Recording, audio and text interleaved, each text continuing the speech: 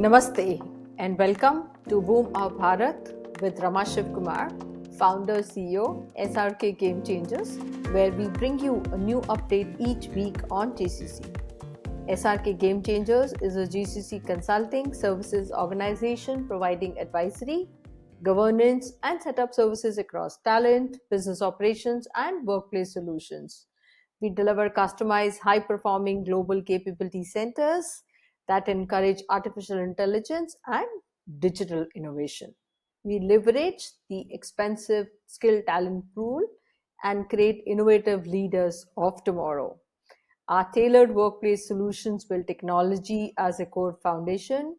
We are supporting building of AI labs using AI, ML, and RPA. Thanks for your encouraging remarks and the feedback on the uniqueness of the podcast and themes we choose to discuss with our guests. We've been talking to a lot of you GCC leads and from the audience, hearing more about talent, being a very popular theme and topic that we wanted to discuss. So, on popular request for our today's podcast, again a very unique one. We have a theme: Future of Talent for GCCs.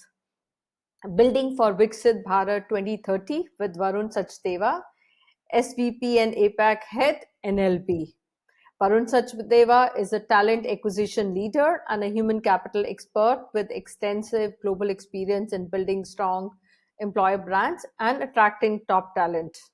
We could not have held a better, person, and we're lucky enough to have him today come and talk about talent and GCC. So, Varun, welcome to Bhoom of Bharat. Thank you, Rama, for inviting me for the session. Looking forward to a great discussion today. Yeah. So, talent has been a very, I would say, an hot topic and a topic which is very close to everybody's heart. So, we thought it'll be good for you to hear more about this from you and also focus on the Viksit Bharat. So, before we go into the topic, may I request you to introduce yourself for our audience? Sure, absolutely. Um, I have been working in the talent acquisition industry for over 23 years now, have worked with a diverse portfolio of clients in the US, Europe, and now I'm managing the India and the Asia Pacific market for NLB Services. We are a technology company, and we support diversified client base across the globe. And we have recently ventured into setting up GCC as a service for our clients, in India, and we'll definitely be taking it global as well. So that's my background, and talent acquisition is something what I've done throughout my career, and have helped organization in their growth and their acceleration journey. So that's me. Yeah. No, I think once again, welcome, Varun. And first time we met, we could hear about your M&A and the talent experience. So that was something very interesting. And see, for my audience, I would also like to understand that you have, helped organization just mentioned scale talent across APAC at a massive level.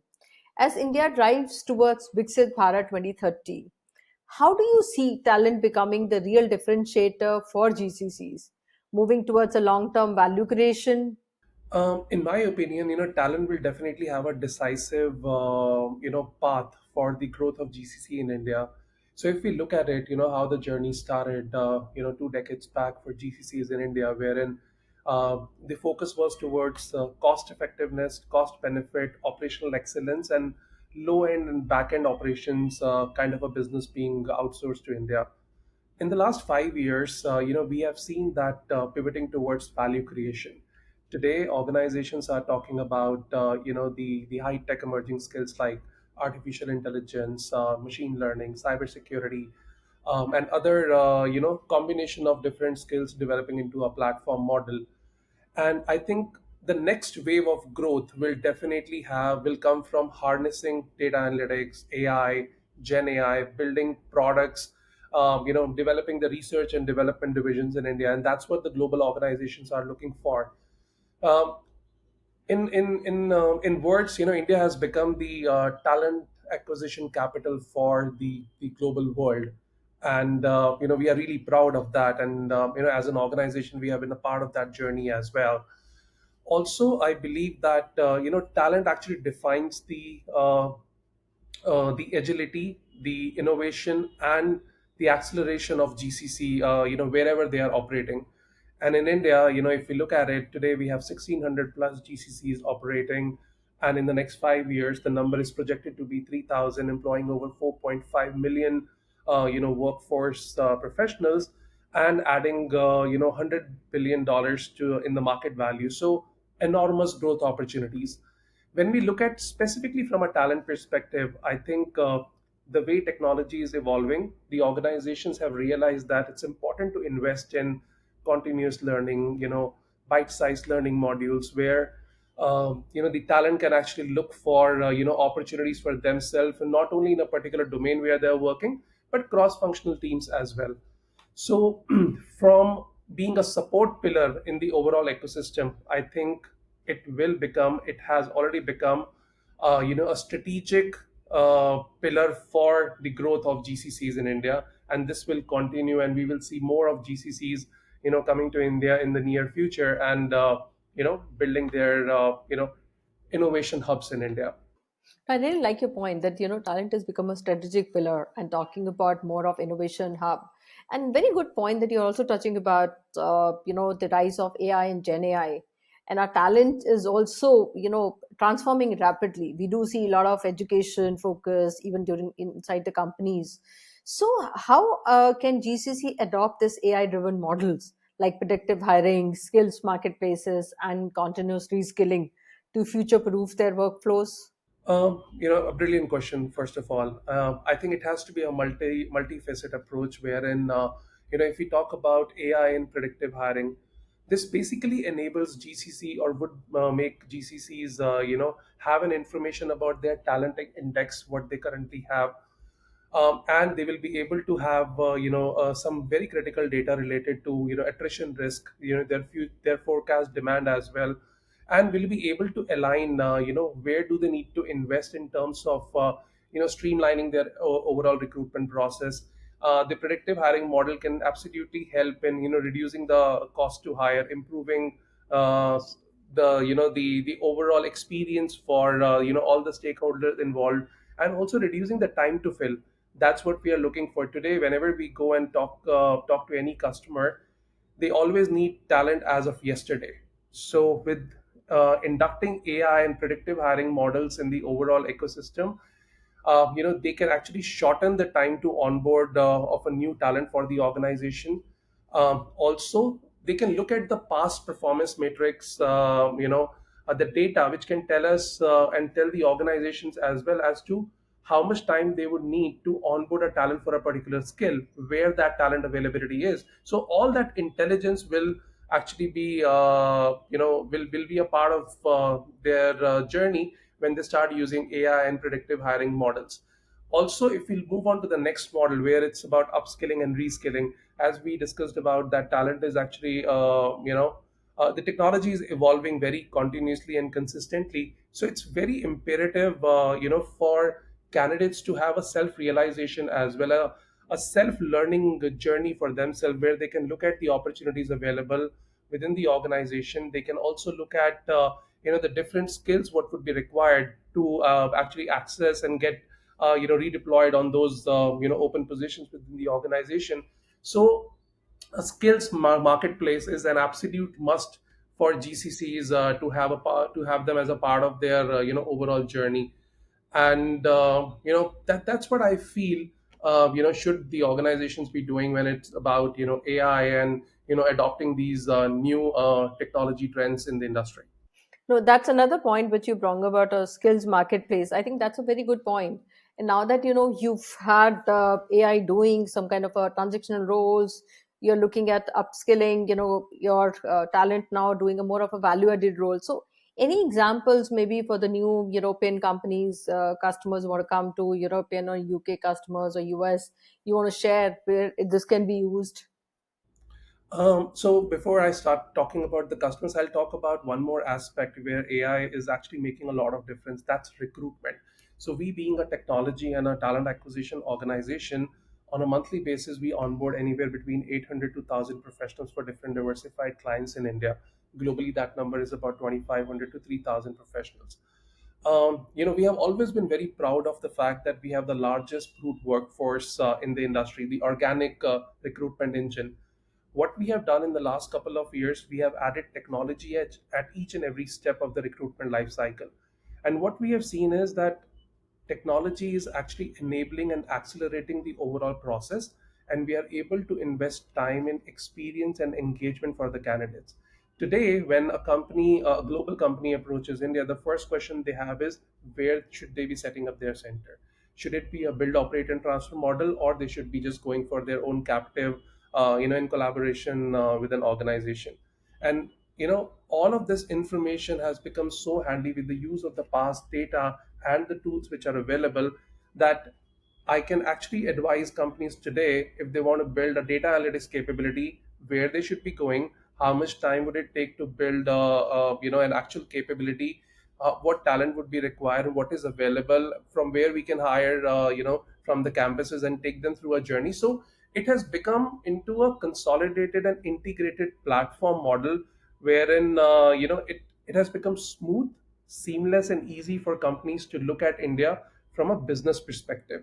And I think the government policies are also supporting in such a way where we see that this journey is continuing to a level where we see more and more GCCs coming to India. Every other day, every other week, we have got global companies setting up their big capability centers in India. So as an organization, we are also in touch with some of the BFSI and manufacturing clients in the US and the European market. And what these organizations are looking for is not only to do their technology development work, or a low end kind of a business. Right now, they are talking about high end product innovation. They are talking about investment in research and development. There are already existing organizations in India where the kind of innovation what is happening in India is is second to none. uh, Even if you talk about from the manufacturing standpoint, there are organizations investing and building in some of the niche engineering services from India.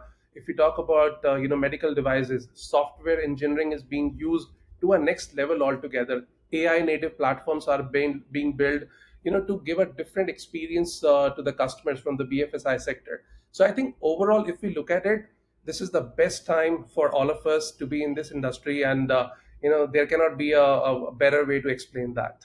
No, I think you rightly brought about a lot of time when you're talking to the new customers, you're talking about, whether pharma or banking, or, you already raised examples from the banking side of it. The customers are very, very reluctant to understand that how is that, we can set up some of these innovation centers or also the high-end centers here. Yes, we have the talent, we have the resources. And you also brought up a very good point about the government. I really love this comment because of the kind of, facilities you're there, the ease of business. And today, if you also look at it, I attended, the Haryana GCC summit. Each of these states are actually trying to put themselves on the forefront and say, we could do this thing for you. So this is like a good and healthy comparison which is happening between the states as well. So Varun, that's a very interesting discussion. I think it'll be good if you want to share some examples for our new UK, US, and European customers, how this can be beneficial, from a talent in India, more on the high-end innovation labs that we're trying to work on. So, as we were talking about the fact that the model has become into a very integrated platform where all the data points are available. In the interest of privacy of global customers, I would not like to name the clients, but I can tell you that companies in the BFSI sector, pharma, manufacturing, we are actively talking to them, and these are large organization, Fortune 2000 organization. And we are helping them in identifying the location where they should be setting up their operations, the business model which would work absolutely as per their expectation, what services should be started to begin with, and how the innovation, transformation, and growth of the center will happen in the years to come. We are already talking to the clients about it. And as we were talking about the fact that the ease of doing business in India is very visible now. Even the states are competing against each other with defining their GCC policies, providing the tax benefits and subsidies, and making it an absolute seamless platform for companies to come provide employment to the young population available. And I think there cannot be a better time for all of us to be working in this ecosystem. Yeah, no, I really like the point about the competition, healthy competition, and the kind of, ease of business, the policies. You could, even talk about, innovation labs, like Hyderabad is talking about even, quantum computing. So those the kind of stuff that you could, and, that excites me a lot. So look at that. In fact, I will give an example. Like, when I was in Germany and we were working on an M&A, and the point which came up was that we need to service around 60 plus languages. So how are we going to do this? And having everybody work in the country and provide those, AP processing would be really very too much higher on a cost. And then, we came out with language bots which could do the translation of the, read, translate it, and then you could process that from India. And that is something, and we do have German resources in India who could read the language, read the, invoices and process them. So that's a kind of a talent. Do you see that, whether they talk? So all those language talent also, which is available in India, just to, for our audience, especially the UK and European customers. Now, Varun, coming back to the other point, that given India's deep experience and diverse talent pool that you spoke about, how do you see mid-sized global companies could tap into this opportunity, and especially in the tier two and three cities as well, while building innovation hubs? So I think the global companies and the mid-size, organization can definitely leverage, building the regional innovation hubs in the tier two and tier three cities. And there are a lot of benefits of building their centers at those locations. One is the STEM, talent pool has increased by 25 to 30% in the last 2 years in tier two and tier three cities. If we talk about the kind of infrastructure which is available, it is also very comparable to what is available in the metro cities. So the organizations can actually invest and partner with the local universities and institutes in co-designing and defining the curriculum what they think would be relevant as per their business expectation, and start accessing this talent pool while they are actually still in the university itself, and take the benefits of the government policies and structures which are available in terms of tax benefits, or getting the IT hubs and GCC set up in a month's time frame. Also the infrastructure availability is being provided by the government. And what will it basically help is the attrition percentage is also about, I think, for 40% lower than the tier one cities. So if you combine all of this, it's a beautiful proposition for global organization to have their centers in tier two and tier three cities, take the best benefit of the talent which is available there, build their cultural integration with the local community, and and get it to a different level in terms of talent integration, and reducing the attrition percentage as well. I think there cannot be a better value propositions for global organizations when they are looking at building their regional innovation hubs within India.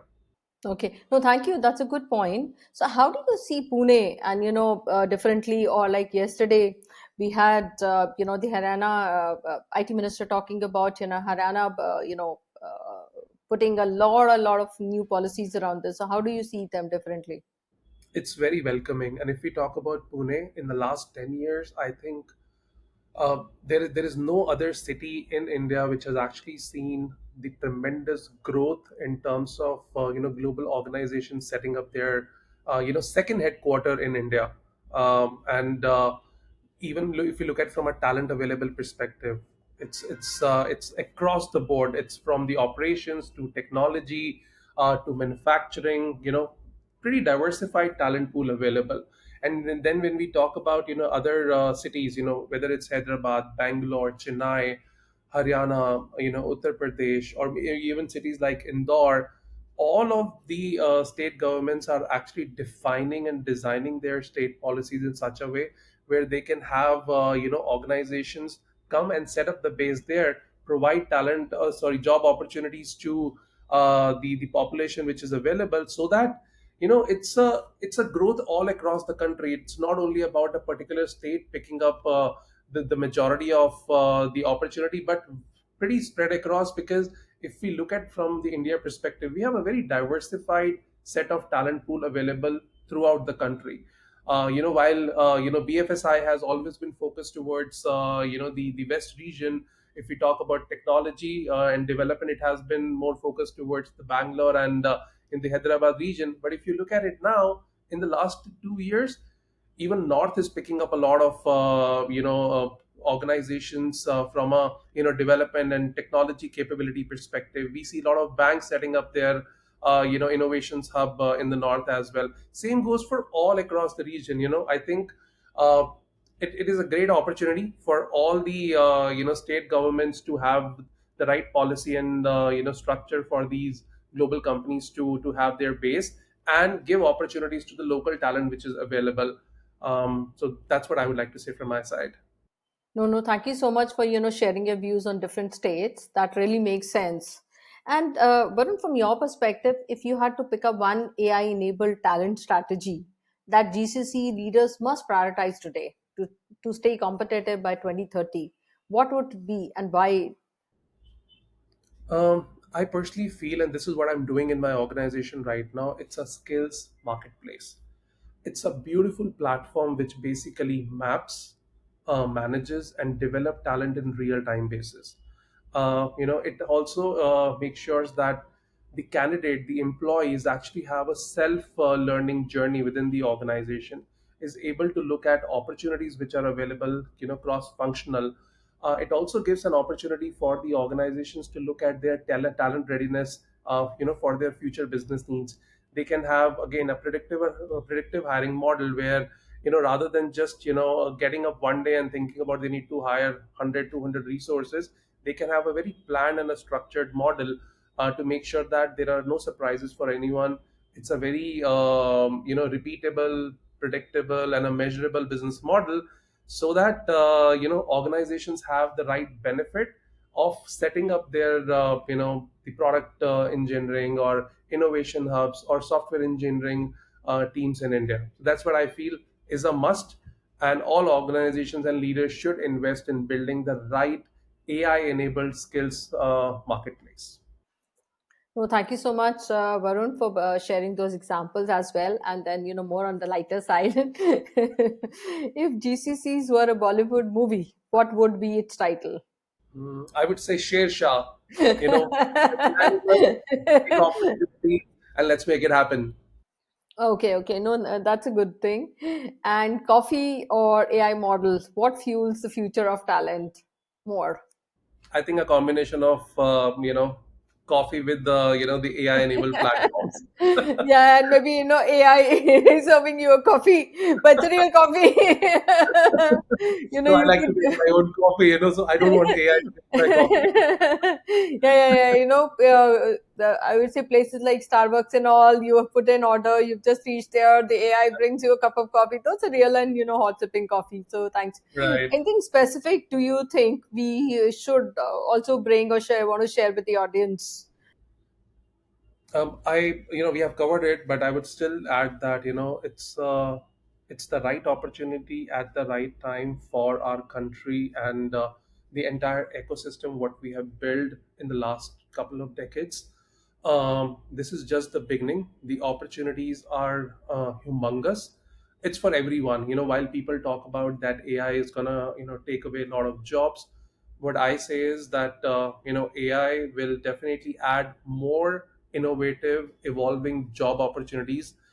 Yes, there will be some change in what has been the opportunities available in the talent landscape, but overall, it is positive momentum for everyone, and we all should invest and be a part of this growth journey for our country as well as the larger, the global perspective, of organization when they look at India from talent access perspective.